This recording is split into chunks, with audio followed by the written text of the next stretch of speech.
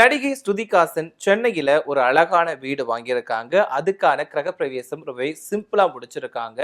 அது தொடர்பான புகைப்படங்கள் வெளியிட்டிருக்காங்க. அதுதான் இப்போ ரொம்பவே வைரலா போய்க்கிட்டு இருக்கு.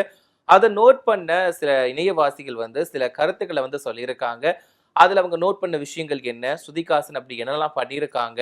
அப்படிங்கிறத பத்தி தான் நாம இந்த பதிவுல விரிவா பார்க்க போறோம். நடிகை ஸ்ருதிகாசன் இவங்க கமலஹாசன் அவர்களுடைய பொண்ணு அப்படிங்கிறது எல்லாருக்குமே தெரியும்.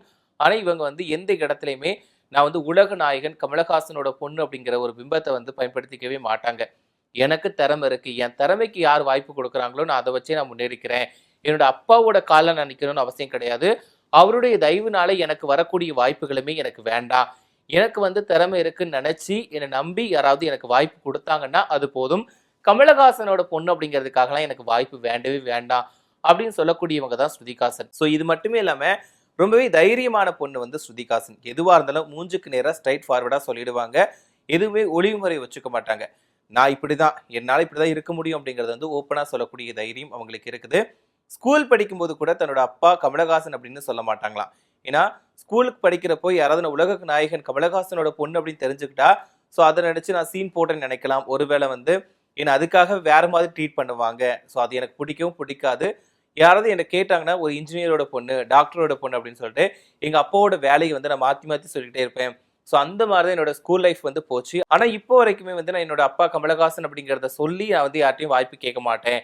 என்னோட திறமைக்கு யார் வாய்ப்பு கொடுத்தாலும் நான் நடிச்சு கொடுப்பேன். எனக்குமே நிறைய திறமைகள் இருக்கு. ஸோ அது எனக்கு தெரியும். ஸோ அதனால எங்க அப்பாவோட தயவுனாலையோ, எங்க அப்பாவோட பேரை வச்சோ நான் முன்னுக்கு வரணும்னு அவசியமே கிடையாது. அப்படின்ற ஒரு நம்பிக்கையோட தான் இன்னைக்கு வரைக்குமே டிராவல் பண்ணிட்டு இருக்காங்க. ஸ்ருதிகாசனை பொறுத்த வரைக்கும் இவங்களோட நடிப்புமே அவ்வளோ அழகா இருக்கும். அது மட்டும் இல்லாம இவங்க ஒரு சிங்கரும் கூட. செம்மையா பாடுவாங்க. இவங்களோட வாய்ஸ்க்குன்னு சொல்லிட்டு தனி ஃபேன்ஸ் இருக்காங்க. மற்ற சிங்கர்ஸை விட இவங்களோட வாய்ஸ் அப்படிங்கிறது தனியாவே தெரியும். ஓகே, இது ஸ்ருதிகாசன் பாடுனது தான் அப்படிங்கறது நமக்கு தெளிவா தெரிஞ்சிடும். அந்த அளவுக்கு இவங்களுடைய குரல் அப்படிங்கிறது தனியா நமக்கு அழுத்தமா தெரிய ஆரம்பிச்சிடும். இப்போ ஒரு சில சிங்கர்ஸ் எல்லாம் பாடும் போது இவங்க பாடுனதா அவங்க பாடுனதா அப்படிங்கிற குழப்பம் நமக்கு வரும். ஆனா இதுல ஸ்ருதிகாசன் பாடும்போது மட்டும் அவங்களுடைய வாய்ஸ் தனியா யூனிக்கா தெரியும். அதனால இவங்க பாடுனதுதான் அப்படின்னு சொல்லிட்டு நம்ம ஈஸியாவே டக்குன்னு கண்டுபிடிச்சிடலாம். அந்த அளவுக்கு ஒரு தனித்துவமான குரல் கொண்டவங்க தான் ஸ்ருதிகாசன். இவங்களுமே தனக்கு முக்கியத்துவம் கொடுக்கக்கூடிய கதாபாத்திரங்களை சூஸ் பண்ணி நடிச்சிட்டு இருக்காங்க. ஹீரோயினாவே நடிச்சுட்டு தான் இருக்கிறாங்க. இவங்க சூப்பர் ஸ்டார் ரஜினி கூட கூலி திரைப்படத்தில் நடிச்சிருந்தாங்க. சோ இந்த படத்தின் மூலமாகவும் வரவேற்பு பெற்றிருந்தாங்க. அடுத்தடுத்து நிறைய படங்கள் இவங்க கைவசம் இருக்குது. சோ இந்த நிலையில இவங்க சென்னையில ஒரு வீடு வாங்கியிருக்காங்க. கொஞ்ச நாளைக்கு முன்னாடி ஒரு பேட்டியில சொல்லியிருந்தாங்க, எனக்கு வீடு சொந்தமா இல்ல, நான் எங்க போனாலும் வாடகை வீட்டுல தான் இருக்கிறேன். இப்ப நான் பெங்களூர் போனாலும் சரி, வெளியூருக்கு போனாலும் சரி, அங்க நான் வாடகை வீட்டுல தான் இருக்கிறேன். எனக்கு சென்னையிலேயே சொந்த வீடு இல்லை அப்படின்ற மாதிரி சொல்லியிருந்தாங்க. இவங்க நடிகர் கமலஹாசனோட பொண்ணு அப்படின்னாலும் சுயமா சொந்த கால்ல நிக்கணும் அப்படின்னு தான் நினைப்பாங்க.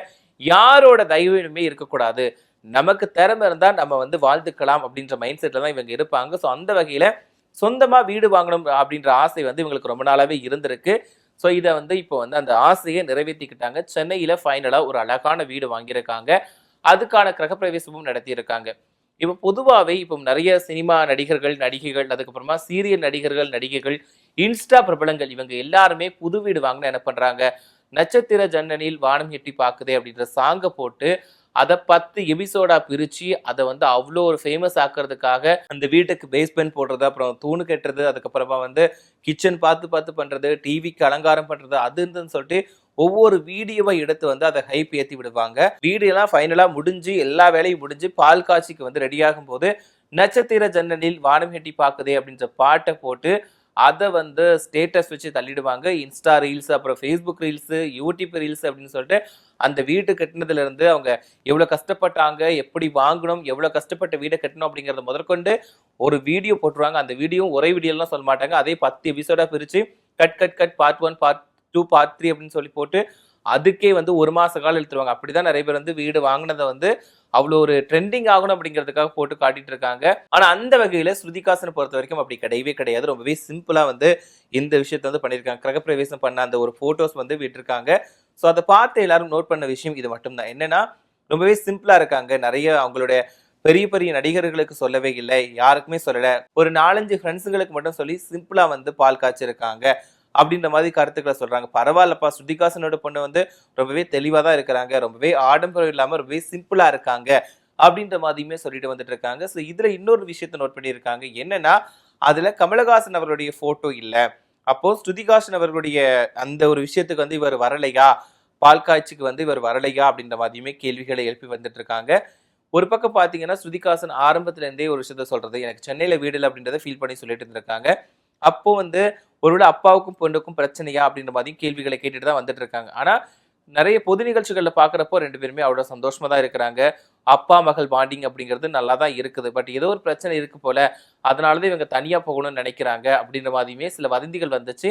பட் அது உண்மையா இல்லையா அப்படிங்கிறத தாண்டி இப்போ அவங்க வந்து ஒரு சுயமா அவங்க சொந்த கால் நின்னு ஒரு வீடே வாங்கிட்டாங்க. ஸோ அதை பார்த்த எல்லாருமே வந்து வாழ்த்துக்களை சொல்லிட்டு வராங்க. பரவாயில்ல, அவங்களுடைய ஆசை வந்து நிறைவேறிடுச்சு.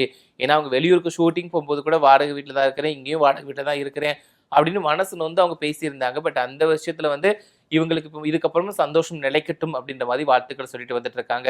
அதே நேரத்துல இன்னும் சில பேர் என்ன சொல்றாங்கன்னா, நிறைய பேர் வந்து வீடு புதுசு புதுசா கட்டுறாங்க. பிரபலங்களா இருக்கட்டும், அப்புறம் பெரிய பெரிய நடிகர்களா இருக்கட்டும், நடிகைகளா இருக்கட்டும், அவங்க எல்லாருமே நிறைய பிரமுகர்களை வந்து கூப்பிட்டு அதை வந்து கிராண்டா பண்ணுவாங்க. அது மட்டும் இல்லாம இப்ப இன்ஸ்டால பிரபலமா இருக்கிறவங்களே அதே வேலையை தான் பண்றாங்க. எல்லாத்தையும் கூப்பிட்டு அதை வந்து ஒரு வீடியோவை எடுத்து அதை ஒரு 10 எபிசோடா பிரிச்சு போட்டு அது மூலமா வந்து காசு சம்பாதிக்க பாக்குறாங்க. ஆனா ஸ்ருதிகாசன் வந்து அப்படி கிடையவே கிடையாது. ரொம்பவே சிம்பிளா வந்து யாருமே இல்லாம தன்னோட நண்பர்கள் கூட மட்டுமே சேர்ந்து அந்த கிரகப்பிரவேசத்தை வந்து நடத்தி முடிச்சிருக்காங்க. ரொம்பவே சிம்பிளா இருக்காங்கப்பா அப்படின்ற மாதிரிலாம் கருத்துக்களை சொல்லிட்டு வந்துட்டு இருக்காங்க.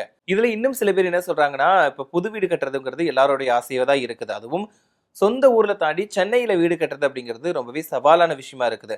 நிறைய பேர் வந்து சென்னையில காலங்காலமா வேலை பார்ப்பாங்க. அவங்களால வந்து வாடகை வீட்டை தாண்டி சொந்த வீடு வாங்கவே முடியாது. ஏன்னா வாடகையிலேயே அவ்வளோ ரூபா போயிடும். அவங்க சம்பாதிக்கிறதுல பாதிக்கு மேல வந்து வாடகைக்கே கொடுத்துறாங்க. ஸோ அதுல மிஞ்சினதை தான் வச்சு வாழ்க்கையை நடத்துறாங்க. ஒரு பக்கம் சாப்பாட்டுக்கு, உடைக்கு, வெளியே டிராவலுக்கு, ஃபோன் ரீசார்ஜ், அப்புறம் கரண்ட் பில்லு, தண்ணி பில்லு அப்படின்னு சொல்லிட்டு எக்கச்சக்கமா அதுல தான் வந்து அதுக்கப்புறம் அதை வாடகை கட்டினதுக்கு அப்புறமா மிச்சம் இருக்கிறது தான் பாத்துக்கிறாங்க. சில பேர் வந்து நிம்மதியா சாப்பிட்றாங்களோ இல்லையோ, பட் வாடகை கட்டிட்டு இருக்காங்க. ஸோ அந்த மாதிரி கஷ்டப்பட்டு இருக்கவங்களுக்கு வந்து இந்த வீடு வாங்கி கட்டி நம்ம வந்து சொந்த வீட்டில் போய் வாழணும் அப்படிங்கிறது தான் ஒரு ட்ரீமா இருக்கும். ஸோ அந்த வகையில வந்து ஸ்ருதிகாசன் அவர்களுமே ஒரு அப்பா வந்து மிகப்பெரிய உலக நாயகன் கமலஹாசன் அப்படின்னா கூட, இல்ல எனக்கு யாரோட தயவுமே வேண்டாம், நான் உழைச்சு நான் பண்ணிப்பேன் அப்படின்ற ஒரு சொந்த காலில் நின்று வீடு வாங்கிட்டாங்க. ஸோ இதுக்குமே நிறைய பேர் வந்து வாழ்த்துக்களை சொல்லிட்டு தான் இருக்கிறாங்க. பரவாயில்லப்பா, அப்பாவோட தயவுல இல்லாம சொந்த காலில் நின்று வீடு வாங்கி அது வந்து போகிறதுக்கே ஒரு தைரியம் வேணும் அப்படின்ற மாதிரிலாம் சொல்லியிருக்காங்க. ஸோ ஃபைனலாக அந்த வீட்டுக்கு பால் காய்ச்சி அவங்க வந்து அந்த வீட்டுக்கு வந்து குடி போயிட்டாங்க. ஸோ அந்த புகைப்படங்கள் தான் இணையதளத்தில் ரொம்பவே வைரலாக போய்கிட்டு இருக்கு. ஸோ இதை பற்றி நீங்கள் என்ன நினைக்கிறீங்க அப்படின்னு கருத்துக்களை மறக்காம கமெண்ட்ல சொல்லுங்க. ஏன்னா ஸ்ருதிகாசன் அவர்கள் வந்து தன்னோட சொந்த காலில் நின்று வீடு வாங்கியிருக்காங்க. ரொம்பவே சிம்பிளாக வந்து பால் காட்சியும் நடத்தியிருக்காங்க. ஸோ இதை பற்றி நீங்கள் என்ன நினைக்கிறீங்க அப்படின்னு கருத்துக்களை மறக்காம கமெண்ட்ல சொல்லுங்க.